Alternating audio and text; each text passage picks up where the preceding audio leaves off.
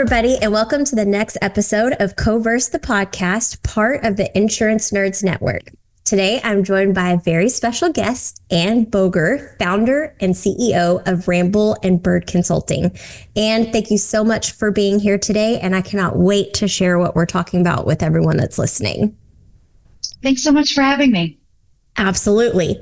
So today we're sharing with you a very special topic that's near and dear to Anne, and she's going to be able to provide a very unique perspective on, and that's going to be the stress that parents of kids with health and behavior issues deal with on a regular basis and how it impacts their day-to-day lives, both on a professional and personal level. So first question for you, Anne, I just want to share with the audience a little bit about your own experience as a parent dealing with a child with health or behavior challenges? And then what are some of the biggest struggles that you faced early on? Great question. So I have a very precocious, very opinionated teenage boy who started to need special attention when he was about 6 years old. So what this looked like early on was what I thought were tantrums, but they didn't feel like tantrums because they weren't to get anything. You know what I mean? Like you think of like a kid who is like tantruming because you said no. This wasn't usually in that circumstance, but it presented like a tantrum. And it took me a while to realize it's actually an anxiety attack. Oh, wow. Yeah. And a 6-year-old having an anxiety attack looks an awful lot like a tantrum. And it presented a lot of immediate challenges to just even know how to react in the moment.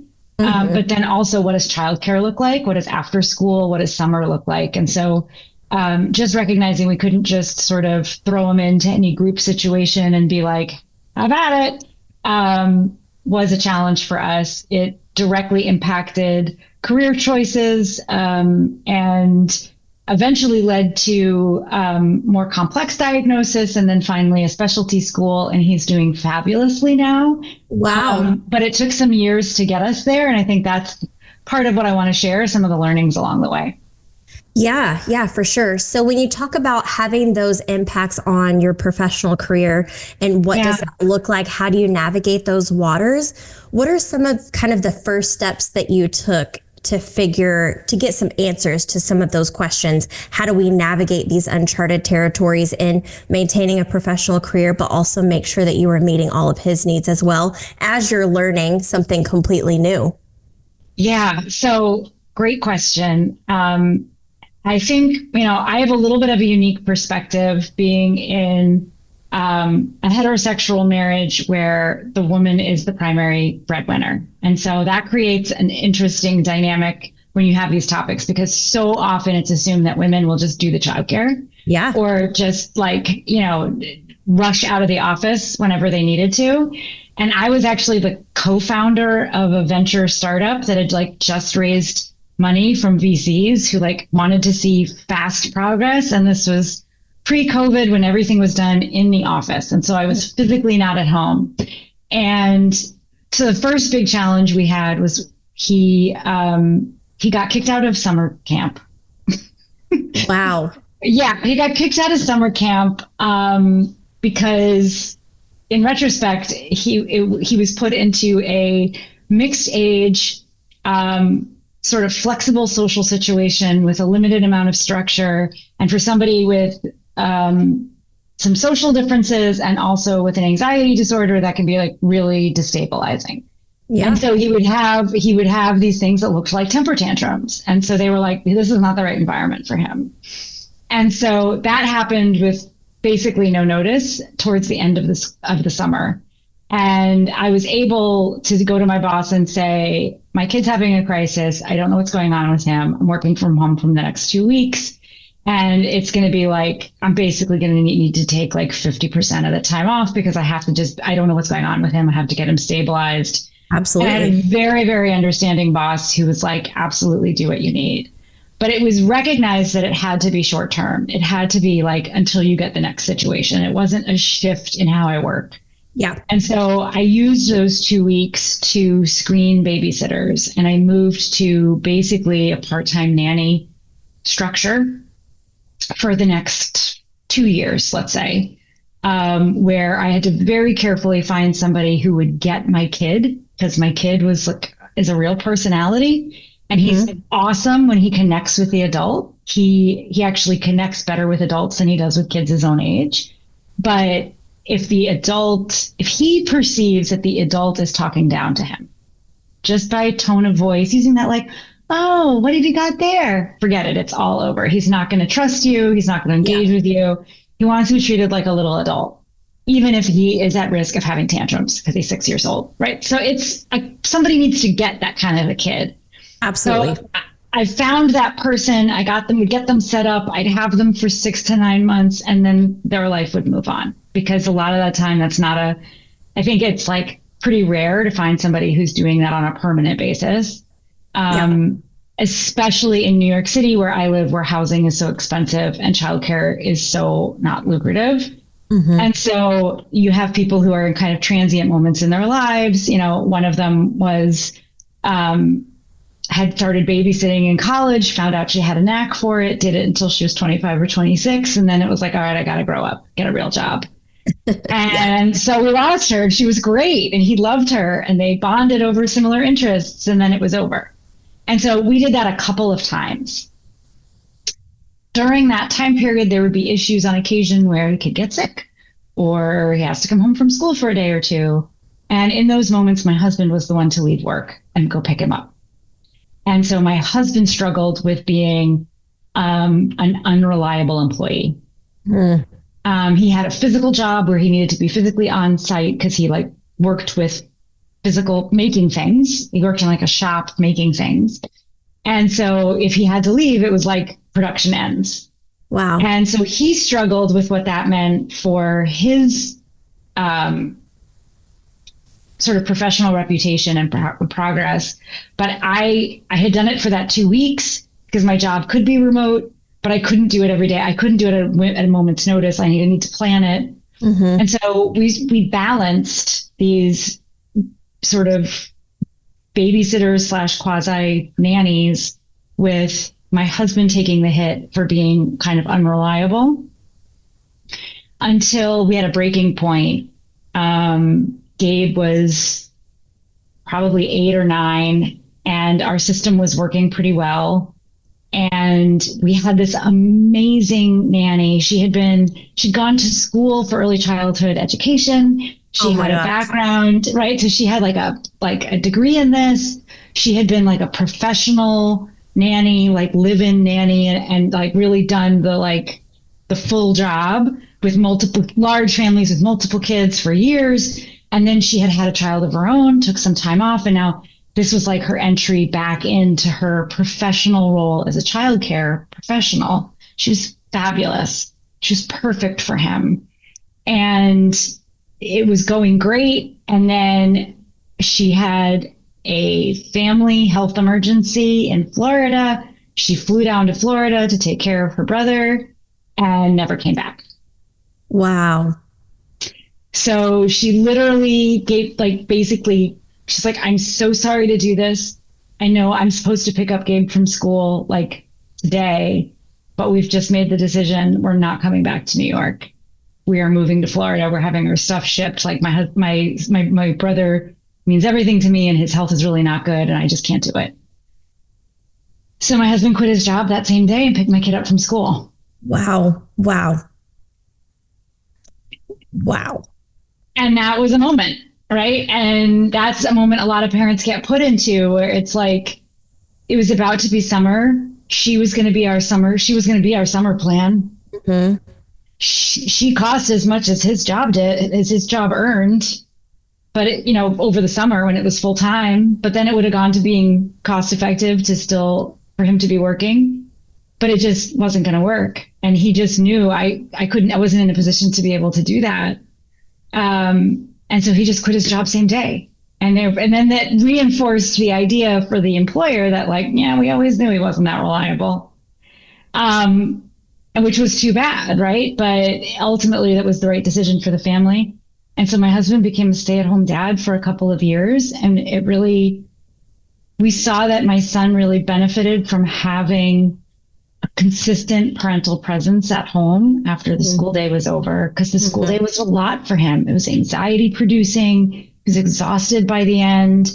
And while he's the type of kid who needs a lot of alone time, so he might just go up to his room, he might not. He might have some sort of minor acute need for very special attention for 15 minutes and then be fine the rest of the afternoon. And if you're not there and he's in some other setting, that 15 minutes turns into a big to-do. Whereas if you're home, it's just a 15-minute conversation and it's done.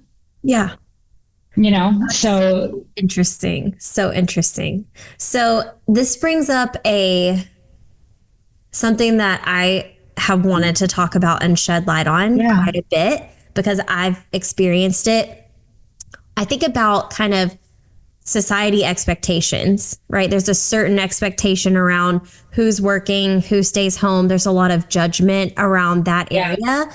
Tell me, what would you tell people that are kind of navigating that? What are your tips for that type of conversation, or how we need to change the narrative? Because I feel like I do travel for work, and I get judgment from family members, friends, other coworkers. And it depends. It's almost shed in that I'm incapable of being a good mom because I have a career that requires a little bit of travel, even though it's not a lot. And I don't think that that's fair. So how did you guys navigate that? And what do you say to others that are dealing with those types of judgments or societal expectations that really should be different? Such an important topic. A couple of things. One is, there was a moment before we got to the point where Daniel quit his job. My husband's name is Daniel. When my mother was like, your son just really needs a parent at home. And she turned out to be right. But when she said it and the way she said it, I immediately internalized it as, you're a bad mom for having a full-time job. And I assumed that she meant me. And looking back, I remember I was so mad at her, but I don't know if she actually ever said, honey, you should quit your job, or honey, you need a different way of working. I think I interpreted what she was saying with that sort of mom guilt already laid in, because I was ready for it and I was probably already feeling it a little bit myself. So one thing is like to just check in with your own expectations of what you think being a good mom is, and make sure you're not telling yourself you're a bad mom before someone else even says it to you. I like that. I think that's like a really important element of it, because we can carry around mom guilt, from the moment they're born. It's like, oh, I didn't breastfeed long enough. There's always something that we can say we're not doing. I've struggled with years for the fact that I don't really cook dinner. And I grew up in a family also where the dad cooked dinner, right? But we don't cook. We're New Yorkers who don't like to cook that much. And I still struggle with that, of whether or not I'm doing a good job. And I look at my son and he's amazing and he is so happy and well-adjusted and thriving at the moment. And yet I've spent years fixating over whether or not I made homemade green beans. Why did I do that to myself, right? Why? So I think part of it is making sure you're not doing it to yourself first, because then when you hear it from the outside, it hits really different. Yes. Great point.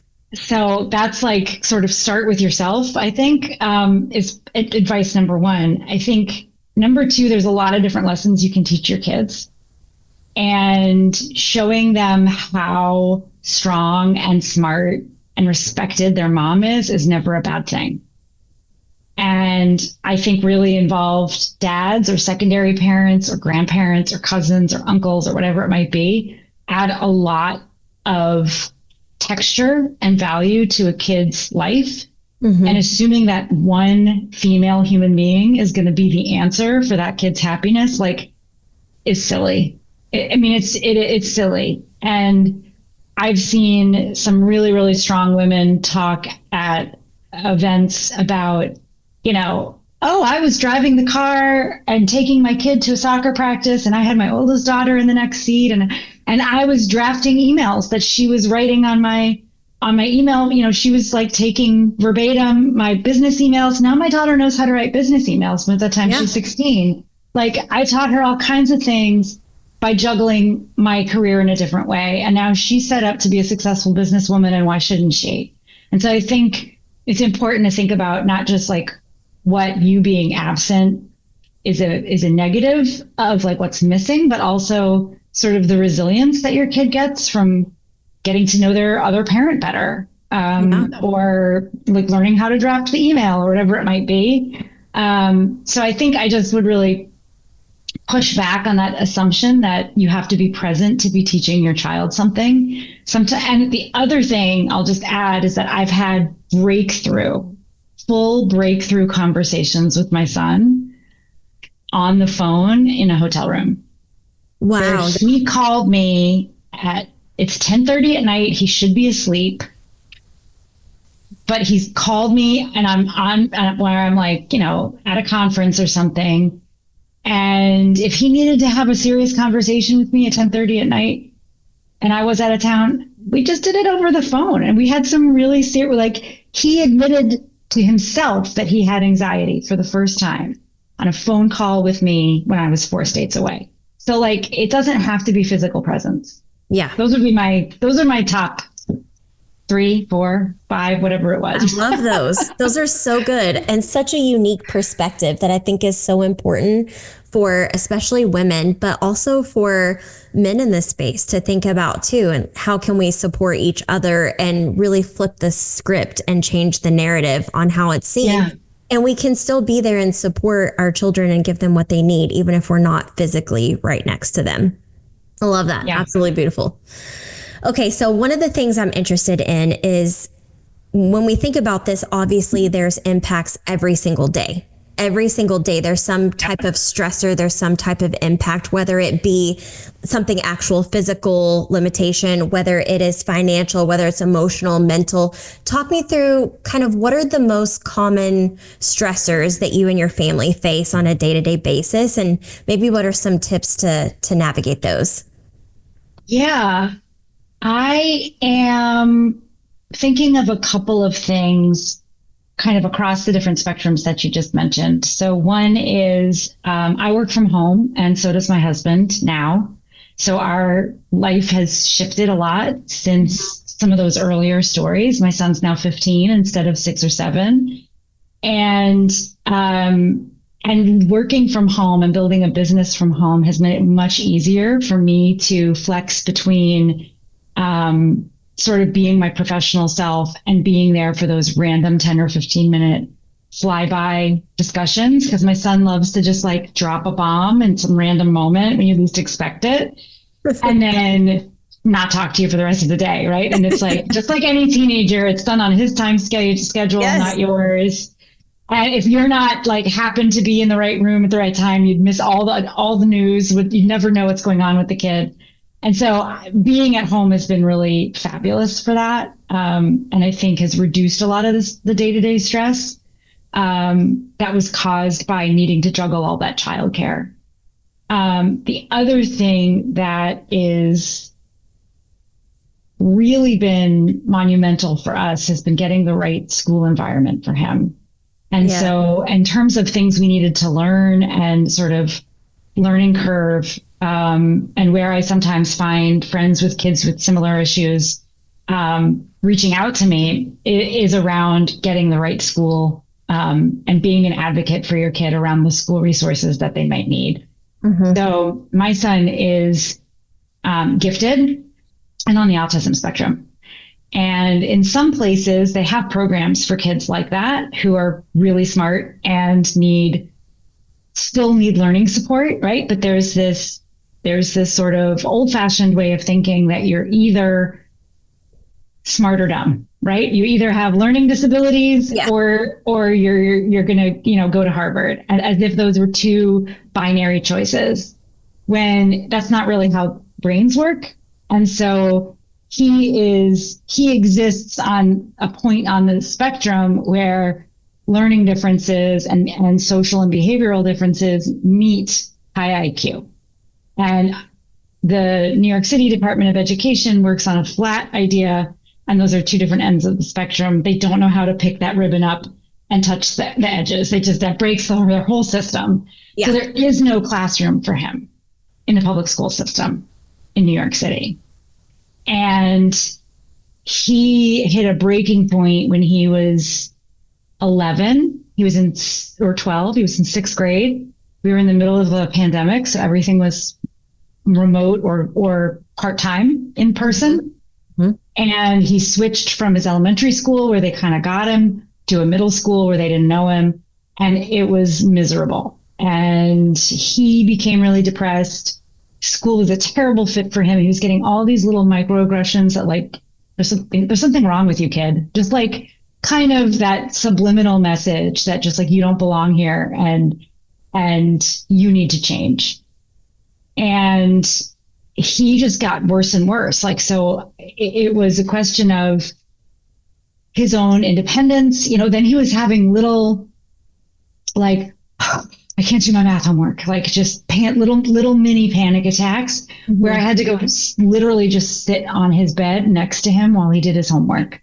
Not because he didn't know the math, but because school was creating so much negative emotion that he didn't know how to regulate as like a little guy, And so there were these moments where being home gave me visibility into how much struggle there was around school.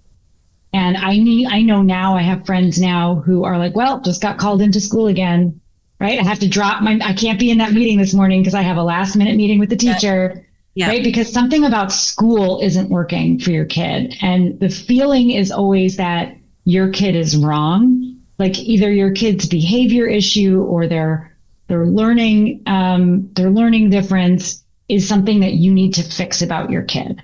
Mm-hmm. And that's a terrible feeling. It's a terrible feeling for the kid. It's a terrible feeling for the parent. You feel like you're out of control, like you lack control. And it assumes that the system is right. Yeah. Right? But the system is just the system, and it's built like a factory to get as many kids through it as they possibly can, while paying, as little per kid as possible. I mean, it's sadly, that is often the case. School, and that's not because educators don't want to do the right thing, right? It's because of resource constraints and the number of kids in a given district, all the things. Mm-hmm. And so oftentimes I'll have a parent and this was certainly true for me, where it's like, how do I advocate on my kid's behalf? And it makes you so anxious.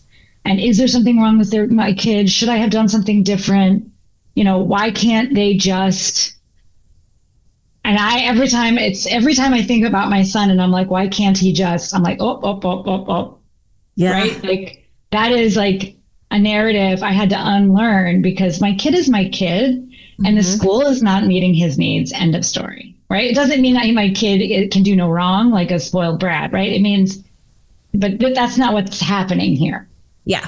And so that was a big learning curve for me. And one of the things that turned into a bit of a daily stressor was around him gearing up mentally to go to school, him complaining about school, and him complaining about his classmates, and just like the daily litany of complaints and issues that he would bottle up because he was making it through the day. And then at home, you need to come home and just vent. And now you're just your kid's venting space, your safe space for venting on all those things. And that's exhausting. Yes. And you also feel like, wow, this is not how I didn't feel this way growing up. So like, what is going on that my kid can't just fit in with school, right? And then there's this big frustration. So for me, when he was formally diagnosed and we got this big, we spent a whole bunch of money and got a big psych evaluation done. And he came out with some recommendations. And one of the recommendations was for something called twice exceptional schooling. So if your kid is twice exceptional, 2E as it's shortened, that means you have a learning difference and you're gifted. So that's that spot. And so in the education parlance, that's called twice exceptional. I had never heard that phrase before. Wow. It's not something I've never heard that. It's not something that the Department of Education in New York seems to acknowledge exists, but it's exactly the kind of school my kid needed to be in. And so as soon as I learned that word, I could then find resources I couldn't find before. It was like Alibaba, like things just opened up after that. Yeah. And I started talking to these little tiny schools that have tiny classrooms and teachers with PhDs and just a totally different way of thinking about how you educate a mind that might have extreme ADHD or may have dysgraphia or dyslexia, because dysgraphia is like the math version of dyslexia, right?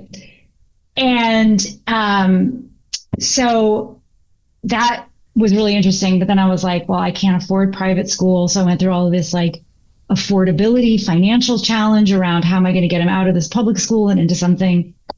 And the answer is that if your kid is diagnosed with something that can be considered a disability, then your child has a legal right to a free and appropriate education on a federal basis, and you can sue them. And so that's what I've done, is that New York City pays for my kid's private education because he's twice exceptional, because this is the school that is not just like a fancy private school that the rich people send their kids to. It has different kinds of therapists embedded into the school day. Mm-hmm. So there's emotional learning, there's speech pathology, there's executive functioning, there's all kinds of different things, occupational therapy that kids with different kinds of diagnoses might need. And then they tailor what exactly your kid gets during the school day based on what his needs are. And it's not something that a big city like New York City could roll out on a public-wide basis, on a systems-wide basis, and do well. And so they haven't even tried. And they don't educate parents. They don't want to tell you that it exists. But if you hire the right lawyer and you sue them, they will pay for that education on an annual basis. And so I sat for about 2 years, incredibly anxious, because you have to send your kid to the school and agree to pay all of this money and then sue and then wait for that lawsuit to come through, for the money to come through, for you to pay the school. And it's like, I am so overextended. My husband was like, I don't talk about tuition, la, la, la, la, la. Like, he just couldn't. Yeah. But now that we have established that he meets criteria for the school, and we won year one eventually, now it's on a rinse and repeat. And unfortunately, you still have to do it every year. You have to have that lawyer redo the paperwork every single year. Every year. But it becomes really routine because everybody knows it's what you need to do. Yeah. And so the school was able to introduce me to the lawyer that was able to teach me how to talk to the Department of Education, right? So it was like this big, long learning journey.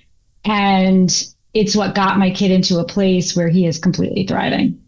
So it's every kid's needs are a little different. So it's not like I can just do what I did, send your kid to this school and it'll be great. But there are often opportunities and resources available that you are not being told about as a parent with a kid with special needs. And that's where finding the right professionals and the right other parents can make all the difference. Yes. That's a whole new level of advocating for your child and learning, figuring out what you don't know, what you need to know, and then putting that into place and into practice. That's amazing, which brings up two things that I'm curious about after hearing you talk through that. One, what do you have resources that you would recommend to parents that are maybe at the beginning of this journey, different places that maybe you went at the beginning that led you to the right place, and different areas that they could go to potentially find resources? Obviously, they may not find all of them that they need, but a good starting point for someone maybe who is on the same journey that you were on at one point, wondering what do I do? Where do I go next? Yeah, so that's a great question. One thing was that I found a family mental health practice in my community that does both pediatric therapy, like talk therapy, and art therapy, because when they're really little, it's not always talking, right? So, but like pediatric mental health practice that also had a family practice. So they did like group stuff. we took him there when he was 6 and he was having those tantrums that we didn't quite know what they were. Mm-hmm. And they helped identify at the time something that happens with a lot of kids that are similar to my son, which is they are like, kids develop different skill sets, right? Like any kid will, like, some kids learn to crawl before they walk. Some do this weird scoot motion on their butt and then walk and then crawl, right? Kids have their own way of learning, of like old trajectory. And some kids grow one part of their brains faster than another. And so what was happening when he was 6 and having those meltdowns is that cognitively, he was growing really fast. He was learning to read. He was learning to understand the world in a lot of important ways. 6 and 7 is right when your world kind of expands past your like sort of nuclear family. Mm-hmm. But he didn't emotionally have the wherewithal to manage all of the knowledge he was learning because his social skills were lagging a little bit behind. And that's both sort of social and emotional regulation. So he was seeing things that were wrong in the world, feeling them all on his tiny little shoulders and not knowing how to process them. Yeah. Wow. And so they were able to kind of point out, you know, this moment that he's having right now might be temporary because it might be about the sort of developmental imbalance that's going to correct.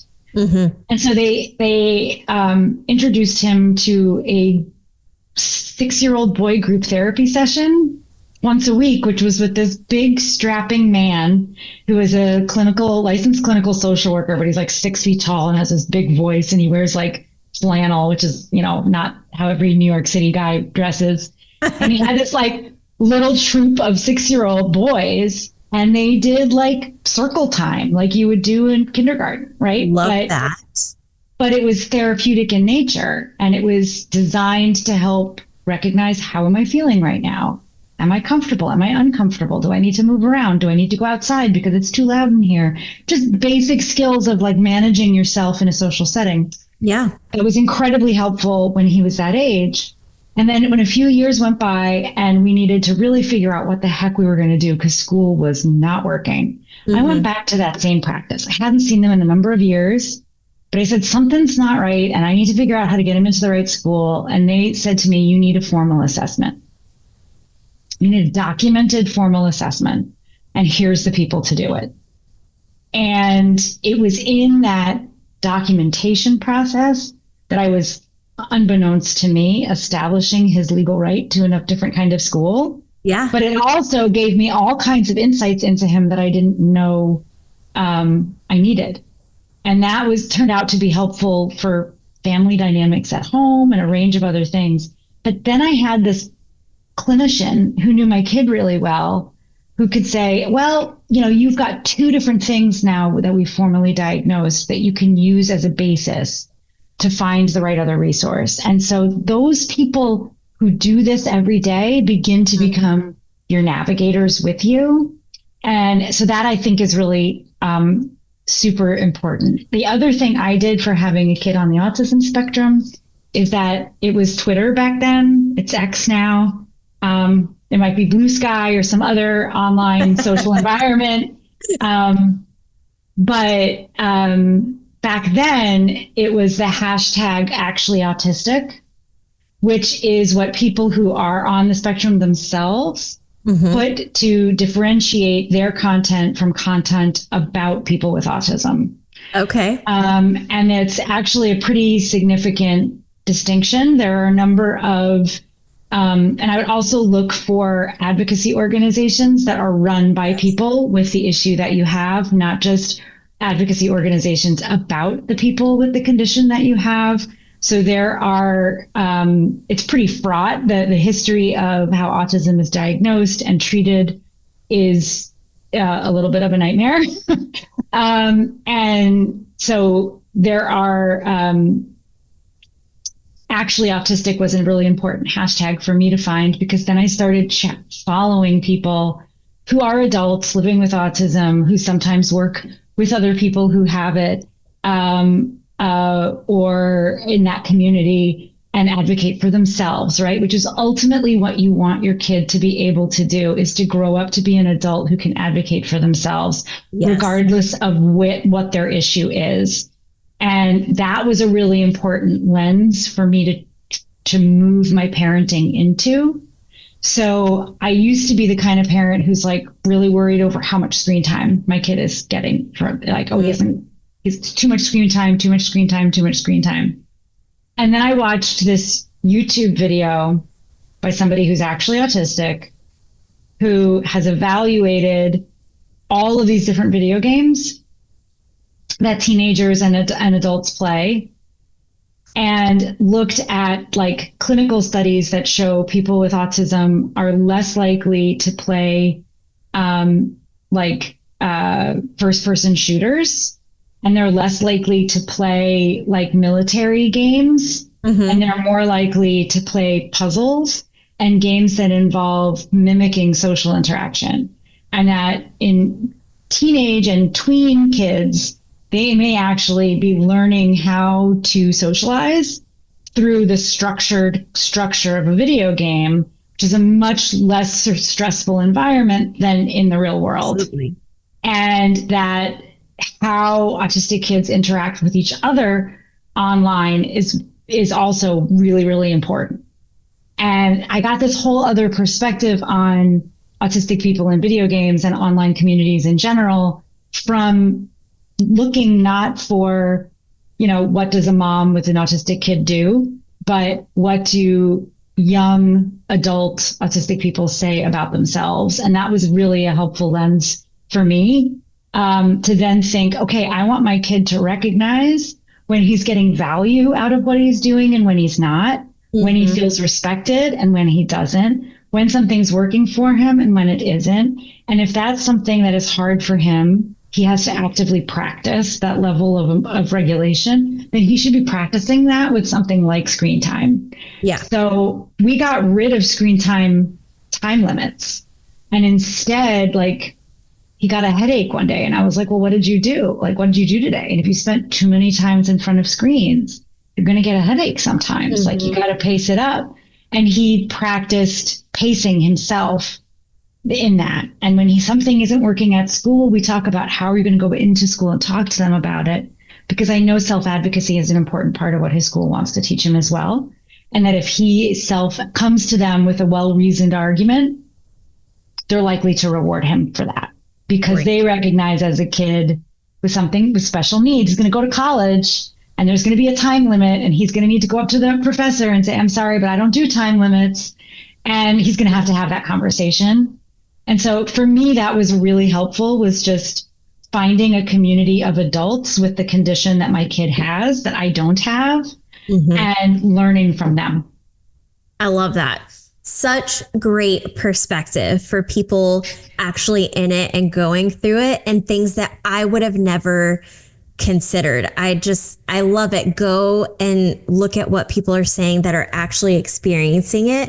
And it's going to teach you so much, not only about what you're currently dealing with, but for the future, for later down the road. I love your perspectives. I think it's great, which I could talk about this all day, but I definitely want to be respectful of your time. But there's one thing that I want to make sure that we get to that I know everyone is going to be curious about and wanting to know. So when you're in these situations, there's so much stress. There's financial stresses. There's the mom guilt. There's the both parents going, what are we supposed to do next? Where do we go? Who do we talk to? How do we tackle this big, huge mountain that's ahead of us? So what things, both for you and your husband and maybe the couple together, did you do to help to take care of yourself? How did you help manage the stress, not only for yourself, but for the two of you as a couple, because it touches every single aspect of your life? So how do you navigate taking care of yourself while you're also taking care of your child, but also trying to keep your marriage together and your family together as well? Oh man, it's a lot. That's such a good question. We can't get off without talking about that. That's huge. And I know everyone's going to want to know. Yeah, well, I would say a couple of things. There were definitely periods where, especially when Gabe was younger, where he and his father did not get along, and they would rub each other the wrong way. And I would try to step in and it would make it worse. And then it's like, are the two parents on the same page on how to deal with the behavior with like basic behavior discipline, or I just told him no and then you turned around and said yes and you undermined me, right? And that very easily becomes a marital friction. And we did not always agree on when to be stern and when not to be when he was younger. And that was a real challenge. And we had to learn to get on the same page there. And there's still moments when we don't agree.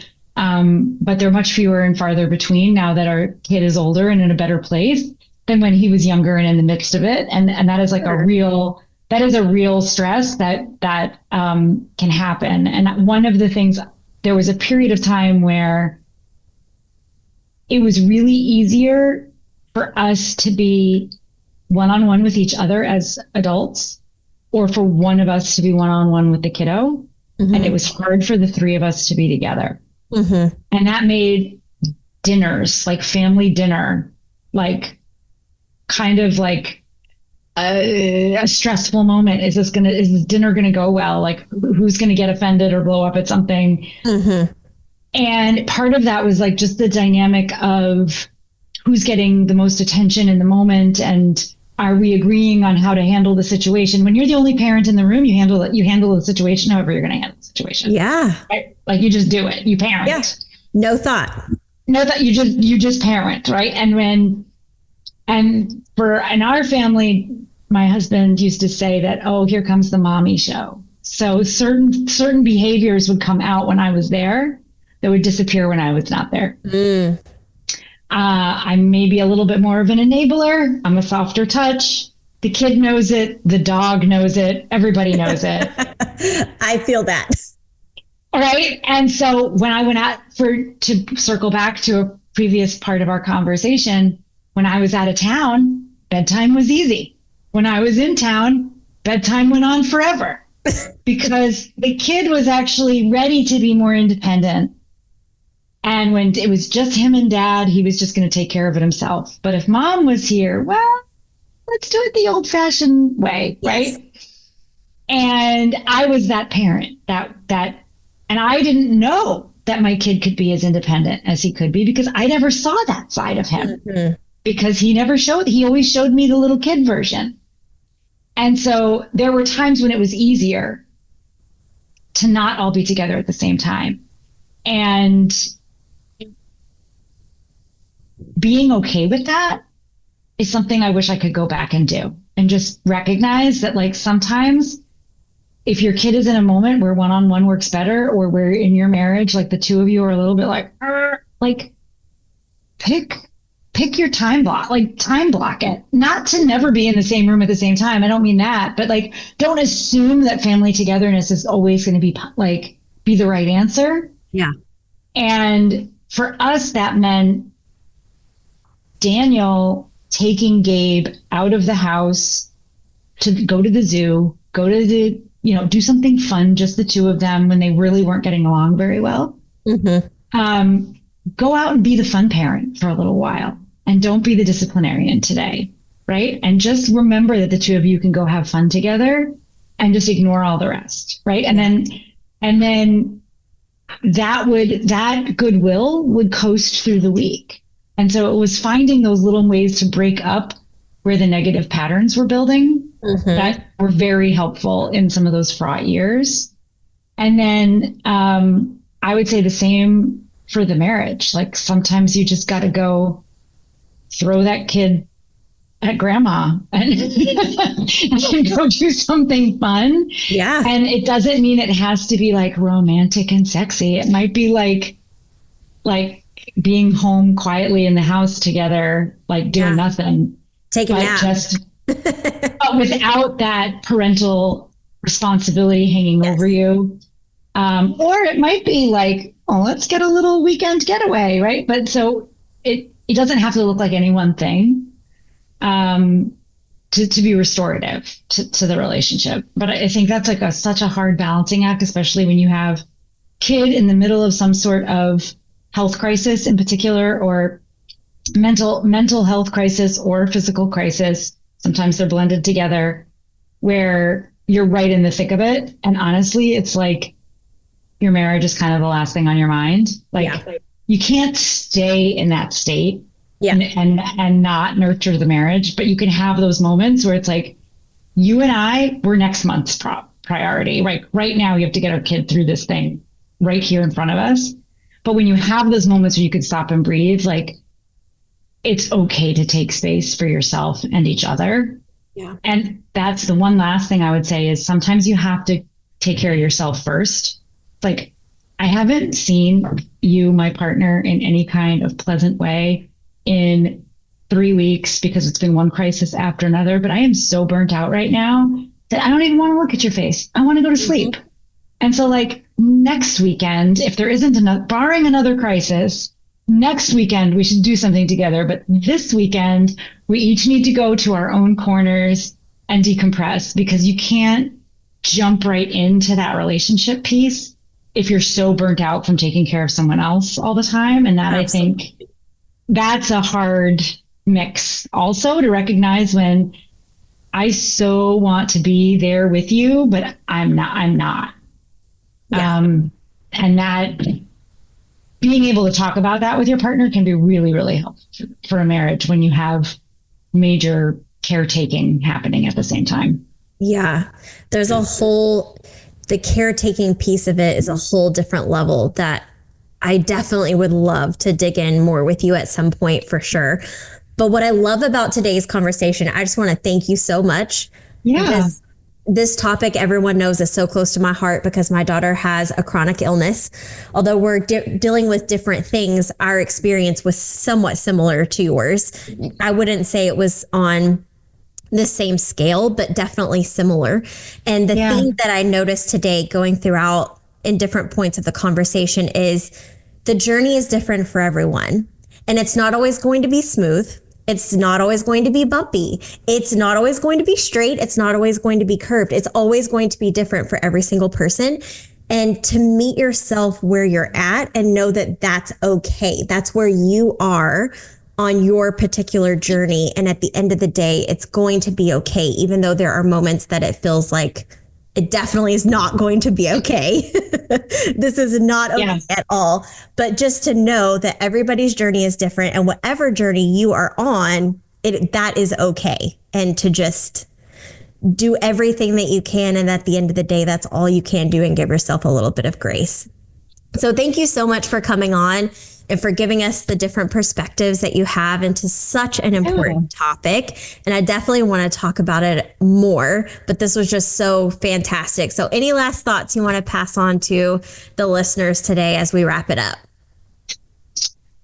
Well, thank you again. This has just been, this is a topic I could talk about all day. I guess I have 2 thoughts I would leave the listeners with if they've made it all the way through this with us. One is just because neurodiversity is now a really important topic for me. I'm sure you have colleagues and coworkers who have things about them that are different. They prefer to work remotely. They don't like to have their screens on. They forget people's names when they see them because they're not that good at recognizing your face. There are all kinds of little things that can make office environment challenging for someone whose brain works just slightly differently than the norm. Mm-hmm. And learning those things about your coworkers and knowing how to adjust for them can really make someone feel seen and valued. And the uniqueness of how each person thinks is actually what makes us such a powerful species. So we should lean into that instead of away from it. So just something I was recently at an event and I had never met someone in person before. We'd only spoken on Zoom a couple of times. And I went up to him and I said, we haven't met, so nice to see you. Just a reminder, I'm Anne. And he was like, oh, thanks. I have like just a little bit of face blindness. It's hard for me to recognize people. And I was like, oh, my son is the same thing. And he was like, really? You know what that is? Sorry, I just lost this. I lost my speaker for a second. But he was so pleased that I didn't balk at the fact that he has challenged putting names to faces. Yeah. But and how much more seen he felt when I just was totally accepting of that. So learn those differences about your coworkers and make it something that's safe to talk about at work. That would be number one. Number 2 is just I believe the future is female. I believe in female leadership. I think in the insurance industry in particular, we have a very, very long way to go. And we have a generational shift happening in the next decade that's going to create a lot of leadership opportunities. And a more feminist work environment is one where both moms and dads can have the flexibility they need in their jobs. And the more we are vocal about the flexibility we need, the better the workplace will be for everyone. And so yes. I think sometimes we feel like the problem is on us if we need to take time or we need to adjust something about our career. But the truth is, if you're really good at what you do, there will be a role out there that also meets your family's needs, and not to give up looking for it. That's powerful. That's powerful. Well, thank you so much for coming on today. This was an absolute joy. And to all of our listeners out there, we will see you on the next one. Thanks again.